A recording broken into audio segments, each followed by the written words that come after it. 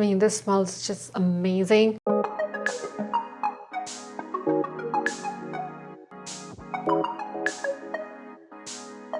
Hi guys, it's Richa here, and today I have this amazing, warming, satisfying dinner for you, which comes together in minutes. It doesn't require any cooking on the stovetop. You just assemble this dish and put it in the oven and forget about it, and it comes out so absolutely delicious and satisfying. It has over 20 ounces of tofu, some cashews, some nutritional yeast, and together all of these ingredients add a ton of protein to this casserole. It is hearty and delicious, and you guys are gonna love it.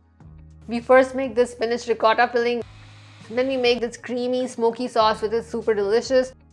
Then we layer all of these things together, then top with some breadcrumbs which are optional and some smoked paprika, and then bake, and that's it. The sauce will be bubbly and it will get thicker in the oven, and everything will smell just amazing while it's baking.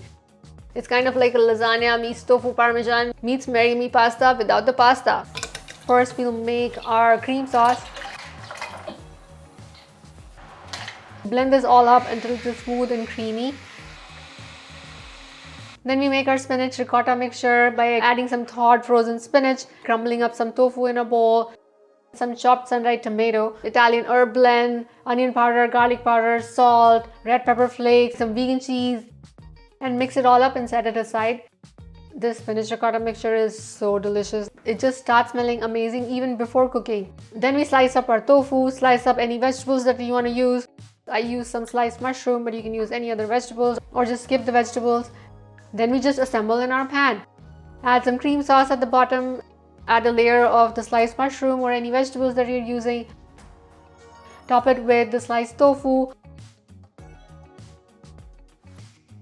Then add a good helping of the spinach ricotta mixture. Then drizzle some more of the creamy pasta sauce on top. Add another layer of the veggies. The sliced tofu and the spinach ricotta mixture. Depending on your baking dish, you might get 1 layer, 2 layer, or 3 layers. After you've got all layers in the pan, sprinkle some breadcrumbs over the spinach ricotta mixture. You can keep it gluten-free by omitting the breadcrumbs. Add a sprinkle of smoked paprika on top as well. And then bake. Once the top is nicely golden brown, remove the baking dish from the oven, let it sit for about 5 minutes or so, and then slice and serve. It's gonna smell amazing and it's going to be so hearty and so delicious. You can serve it with some multigrain bread, some sourdough, or a whole grain pasta or a lentil pasta, and add even more protein to your meal. If you want to make it without nuts, just omit the cashews and use a mix of hemp seeds and pumpkin seeds instead. If you want to keep it gluten-free, just omit the breadcrumbs and it'll be a nice gluten-free weeknight casserole. You can scale the recipe up or down based on your preference. It is super flexible. You can also make this ahead by just assembling everything and putting it in the fridge for up to 3 days and then baking it as needed. This is also freezer friendly, whether pre-baked or baked. You can freeze individual portions and then reheat in the oven to serve. For more high protein recipes, do try my tofu parmesan bake, my lentil quinoa loaf, and my chickpea lentil quinoa spinach stew. All of these recipes are also linked in the description.